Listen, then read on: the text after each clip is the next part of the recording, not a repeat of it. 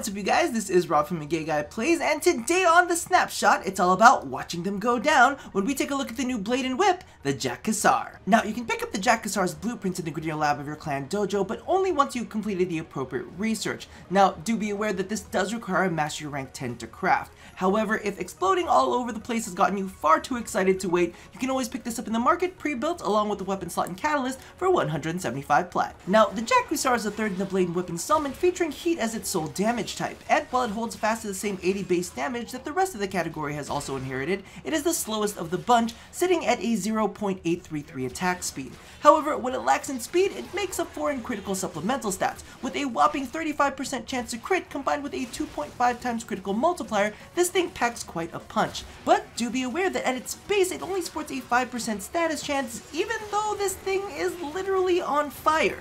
In addition to the basics, its ground attack unleashes an eruption of flames that knocks down all enemies within a 9-meter radius, but somehow does not set them on fire in the process. Following suit, its charge attack does not yank enemies towards you like the rest of the Blade and Whip series. Instead, it launches what looks to be a jet-powered Pushpop that explodes upon contact, dealing what seems to be blast damage to everything in a 5-meter radius, knocking them up into the air. Now, as for the build, it's a pretty standard crit build. There's really only a couple things to note here is primed reach. One of the things you need to know about it is no, it does not extend the radius of the kind of like jump attack or the charge attack. So if you're just using primed reach for those specific things, it doesn't really affect those in any way, shape, or form. However, this is a blade and whip, and blade and whips have some really nice range to certain parts of their move sets.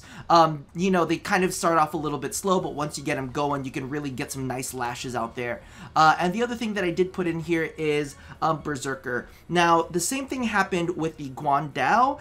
It's so slow to start, and usually it's no big deal to kind of like toss on a primed fury. However, with the Guandao and the Jack Kusar, their like animations are just so freaking slow that I absolutely need Berserker. I need that extra 20% attack speed, and because of the fact that you get a little bit more range on the Jack Kusar, it's easier to actually rack up the critical chance to get it started. And that's kind of like that's the only real issue that I had with using Primed Fury. Is I like to have Primed Fury around so that everything is consistent all the way through, but sometimes some weapons are just too slow, and the attack speed on the Jack Kusar really like hurts my soul. So I'm like, if I can get like an extra 20%, I will take that extra 20% on its attack animation speed because it pains my soul.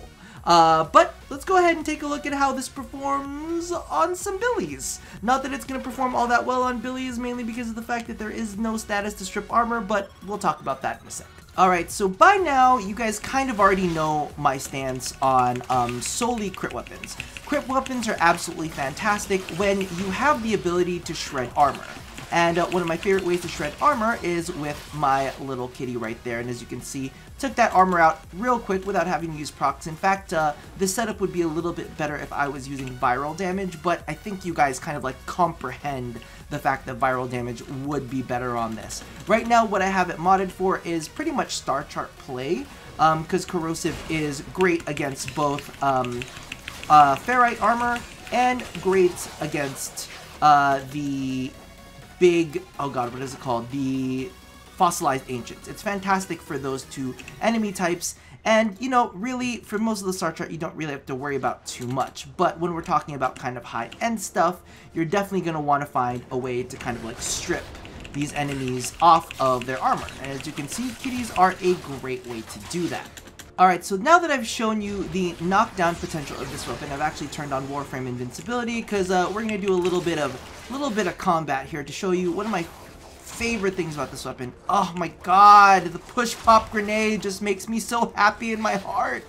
It is possibly my favorite feature of this weapon, and the cool thing is, once you've got the multipliers up for this thing, the Pushpop grenade, like, literally you can launch it in a group of enemies, and a bunch of them will just take damages once, and it's absolutely hilarious. It's the little things that really win it for me, especially, you know, as a veteran. I hate to say things like, oh, as a veteran this, as a veteran that, but legitimately for me, things like the Pushpop grenades just kind of like make things all better. It just makes my heart feel happy. creepy. And as you can see, the range on it is pretty substantial. So one of the big things that you can do is you can literally knock down groups of enemies, especially if you've got someone like Loki and you've got them clustered tightly enough. It doesn't work all the time when they're like in the middle of a... It's like that. It's just too good. Now, the one thing that I do want to point out, because I know that some people are going to wonder about it, one of the things that you do need to be aware of with this weapon is while you do have a lot of things that are going to knock enemies onto the ground, ground finishers do not use finishing damage. They do get a damage multiplier to them because they are still considered a finisher. However, they do not get the cool armor bypassing things like slash procs do with their finisher damage, or the counterattacks do. Ground finishers don't get that. However, it is a nice boost to the damage, so I mean that's definitely something to keep in mind.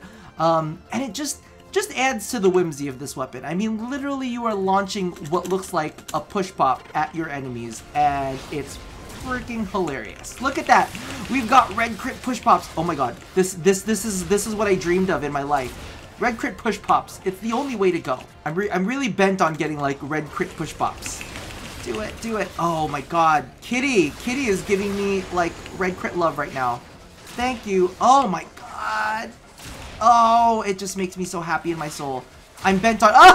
Oh! So, all in all, the Jet Kusar and its jet-powered push pop are a whole lot of fun. All of the knockdowns that come out of this are pretty gosh darn hilarious, and I didn't think that I would be as big of a fan of the whole kind of like explosive grapple thing, just because I didn't like the grapple on the Blade and Whips before. They were fun to kind of like play around with, but legitimately this, with its like AoE radius and the fact that you can really kind of build up a combo counter and get like some high crit damage on it, and they get red crits on the explosions. Like, it's absolutely hilarious, especially when you're just doing it in the star chart. Now, clearly you're gonna have some issues with this when you go up against armored enemies towards like later in the game, and I don't mean star chart things. I mean like when you're going into extended runs and really trying to push yourself. This is probably gonna run into some trouble unless you are in a group that is using like corrosive projection 4 times over, or using some sort of armor strip, or you know, whatever it is. If you're coming up against armor and you're not trying to mitigate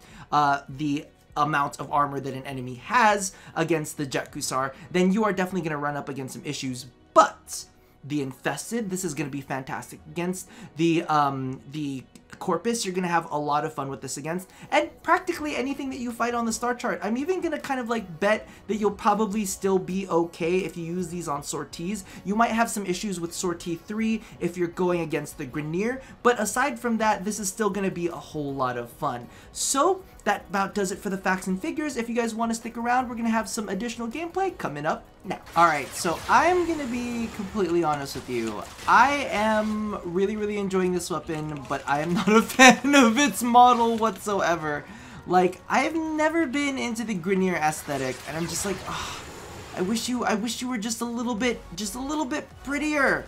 I wish you were just a little bit prettier. However, I am kind of really fond of the fact that we are throwing a push pop at enemies, and it is sending them flying into the air. And I guess there's a little bit of hilarity in that. It's kind of like, you know, the Grineer love making explosive things, so I mean, this totally fits in. This totally really fits into the whole thing, except for the fact that it like has really low status. Now, I get it, like, things like the Guandao, maybe, you know, that makes sense. Well, it doesn't really make sense not to have that much status, but, legitimately, in this case, it, like, has no status, but this thing is literally on fire. You know, I would think that it might have, like a base fire burning status effect on it or something, just because of the fact that it is kind of like how the Acrid always has, the Acrid always has a little bit of toxin damage to it, just because that's it by its nature. But this thing is legit on fire, but does not have, it's only got like 5% status on it, which is a little bit like, what's going on here? But I mean, I get what they're trying to do. They are definitely trying to position, at least that's what I feel what is happening right now, is they're positioning some weapons to be, you know, because they've done a lot of like armor shred weapons lately. You know, they've done a lot of weapons that can really tear through enemies' armors, and, you know, given us a lot of solution to that kind of issue.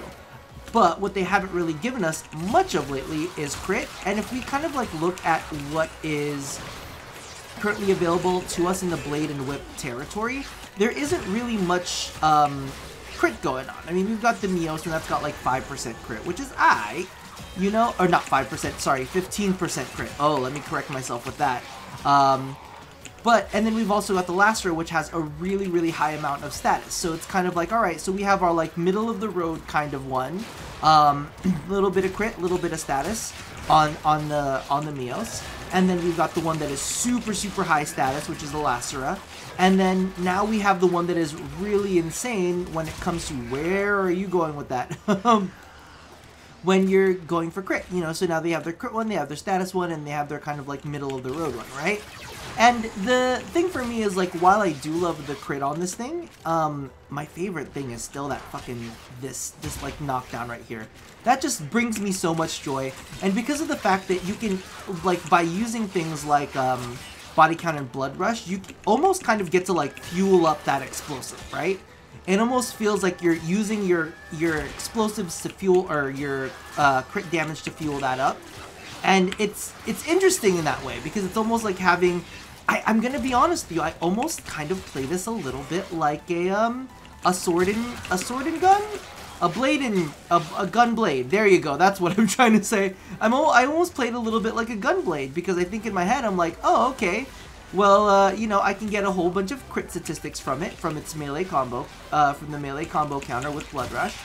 And then I could go ahead and launch this little doodly bop thing over here to not only CC enemies, but also kind of like, you know, have this basically this like missile, right?